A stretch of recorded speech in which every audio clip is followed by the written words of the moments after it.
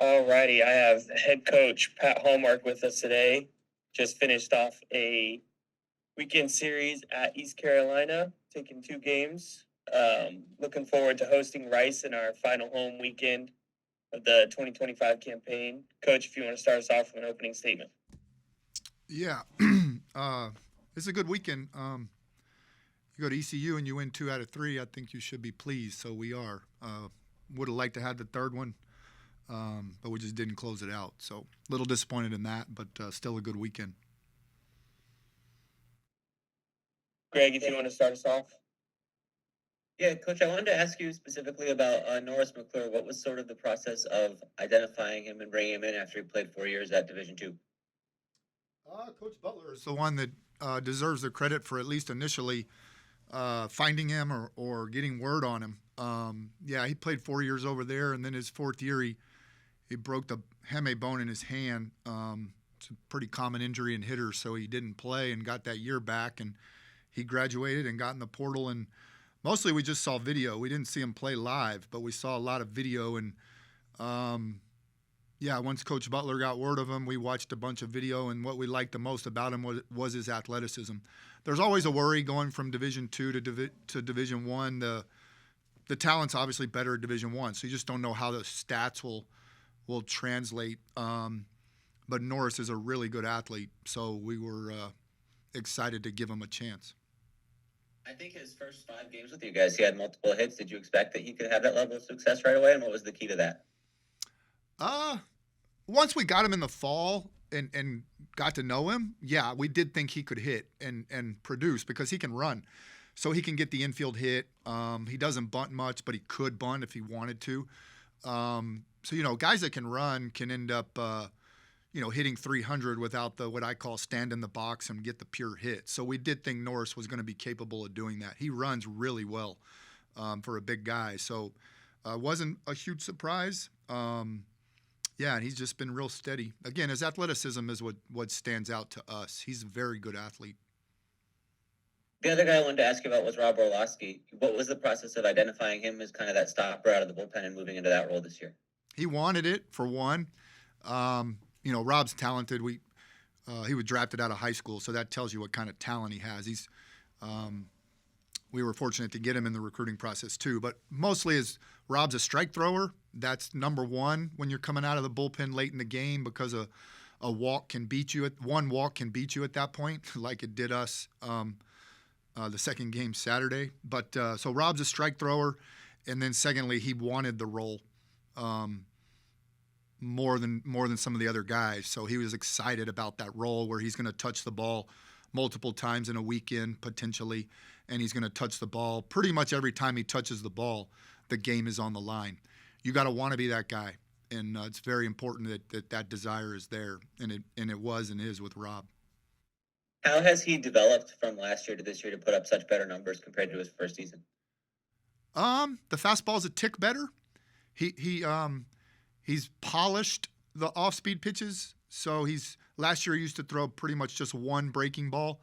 This year he's kind of added or sort of divided his breaking balls into a harder breaking ball and a slower, softer breaking ball, which works better against a right-handed, left-handed hitter. The slower breaking ball is a little better pitch versus the left-handed hitter. So that's given him some flexibility facing a good righty or a good lefty in the tick-up and fastball.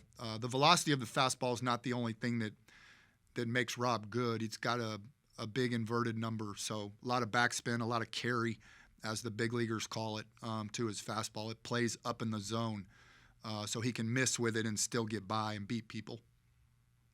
How do you look back at how he handled last year, coming in with some pressure and high expectations and being the Friday night starter right away? Is it just kind of different this year, not having that kind of a weight on him? Oh, he's got pressure on him because he's touching the ball with the game on the line. So I really don't think it's all that different. Rob's a grown up. He's very mature. We're very blessed. I'm very blessed to have some mature kids, some mature young people. Jordan Bain, Nate Hodge, another one. These guys are grown ups, and I'm thankful to their parents and them. All righty, go ahead, Jerry. Yeah, Coach, I wanted to follow up a little bit on Greg's question about Rob. How did you feel the way he handled the situation in your first game uh, on your last trip? You guys clinched the title that night, and he came in the bottom of the seventh, I believe, and you put him out in left field for a few batters in the eighth inning. Then you brought him back into the game. How do you feel like he did in that moment? That was a little bit of a chaotic moment there. Y'all were trying to protect the lead. You bring him back in, and you eventually shut him down. Yeah, no, I thought he did wonderful. It kind of hits the nail on the head to what Greg and I were just talking about, which is his maturity and his reliability. A lot of people, even older pitchers, I don't think would be capable of that. And I wouldn't have tried it, frankly, if I didn't think Rob was capable of it. We had talked about it, actually.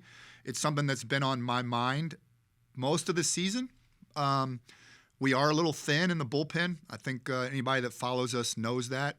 Rob and Frenchie, who's Connor Kelly, are pretty reliable guys. And then we've got some other good pitchers after that. They just haven't been as reliable. So I'm just trying to buy Rob some pitches on his arm is what we're doing there.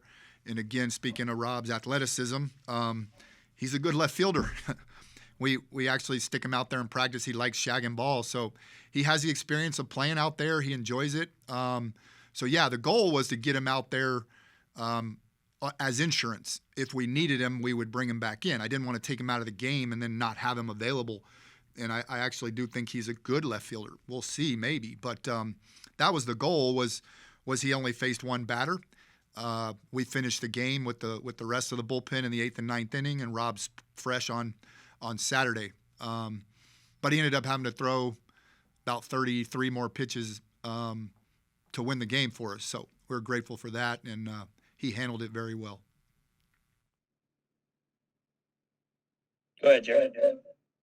Yeah, also want to sorry if you guys have been over this. I joined a little bit late this morning, but I wanted to ask Coach about JT. James has been on a pretty good roll. I guess a 16 game hitting streak. He's hitting around 400 in that streak. I guess it started back in the at the outset of the Wichita State series. He's just been on a tear, and just wondered what your thoughts are on his streak that he has going. He has a lot of RBIs. I think he's hit for RBIs in every game in that streak. How do you feel about the way James is swinging the bat right now, Coach? Well, he's fantastic. He's been steady all year. He's been so critical to us, like so many of these guys have. I think he's most excited about how he's hitting versus left-handed pitching, which is pretty impressive. It's a challenge we talk about a lot in the fall with our left-handed hitters, which is that at the college level, a majority of young left-handed hitters do not embrace and enjoy facing left-handed pitching. And JT's really accepted that challenge, and he's doing a good job versus left-handed pitching, which him and I talk about quite a bit. So I'm not surprised as good as he's doing overall. He's a good hitter. He can hit the baseball very hard in terms of raw exit velocity, which is why some of the pro guys like him, despite the fact that he's not a great runner, but he can just pound the baseball. He hits the ball hard. It's pretty impressive. So, yeah, happy with what he's doing, and looking forward to more of him. How's he hitting against left-hand? Do you know a number right off the top of your head? Over 300. I don't know exactly, but he's well over 300. Yeah, the power's not quite the same, but it's a little. It is a little bit of power. He got Norby on Friday. Norby is ECU's left-handed starter. He hung a curveball to him, and he ripped it right over the left field fence. So if they hang a soft pitch to him, he can hit that out too. So yeah, I don't know the slash line exactly. I don't know. I don't want to be wrong, but it's going to be close to what it is versus righties. It's as good. It's right in there. At one point in the season, JT told me it was better, but that's been a while. So, but it's pretty impressive. Coach, you're going up against Coach Pierce this weekend. Can you just tell me about the complications or struggles with coaching against a guy that you know so well, and how your history about that? Just it's no complications. I want to beat him even more than if I didn't know him, and he knows that. We're friends. We texted this morning. Yeah, so I have nothing but respect for David and what he's done in his career, and his resume is very impressive. People don't realize what he did at Sam Houston State and Tulane before he got to Texas. He won a lot of games at those two places. I think he's the last guy to take Tulane. No, Jay's got him there winning the tournament, but I think David's the last guy to take Tulane to the tournament with an at-large bid. He's a wonderful coach. So great competitor, very, very competitive. We have that in common. So we might get into it a little bit this weekend, but in the long run, we'll be friends. We are sitting at 22-2 at home this year. Can you talk about kind of the importance of getting the fans out to Roadrunner Field this weekend? Yeah, we love having them out there. The guys feed on the energy. Our dugout does a really good job of keeping the team energized, but it's always nice to have fannies in the seats. It really does help us. You can tell by the record. So, and to me, it's an exciting and entertaining brand of baseball. I think the fans enjoy it when they come out because it is exciting and fun. So, we hope to see them, and we look forward to seeing them. Couple of questions from here. Can you tell us a little bit about the Rice team and who's strong and who's not? I mean, I've spent a lot of time in the books, but book learning and seeing it like you have is it's two different things. Yeah, their Friday guy is probably their most talented player. Even he's a pitcher, obviously, but even from the offensive side, kid named Hickson out of Florida. He started at Florida State. Big pro prospect. He's a junior. Most of his career, he battled a little bit, just command. But David's got him, and the pitching coach, they've got him throwing strikes now. The last 2 weeks are a pretty good indication of what he's capable of doing. He went complete game against Charlotte 2 weeks ago, shut out, beat them 1-0, and then last week he went 8 innings and gave up only 2 runs. He's good. He's really good. It's just power stuff. It's a hard fastball. Power breaking ball, and then in the other pitch I think he's added, based on what I've seen just last night when I watched him, is he's throwing a changeup now to the left-handed hitter. So he's going to be real good. I think he's the biggest difference since David's been there and why they're winning a little more. And I believe they've locked up that 7th place spot in the league, where they're already guaranteed a spot in the tournament, which David I'm sure is pleased with. So, yeah, he's the biggest difference, I think, in why they're winning now. He's tough. And then the Saturday guy's been there, lefty, kind of your classic, he's going to try to keep the ball down and throw some off-speed pitches at us, a Tennessee transfer. But we've faced him before, but we haven't had success on him. He worries me a little because I don't know that he beat us, but we have not done well against him. McCracken is his name.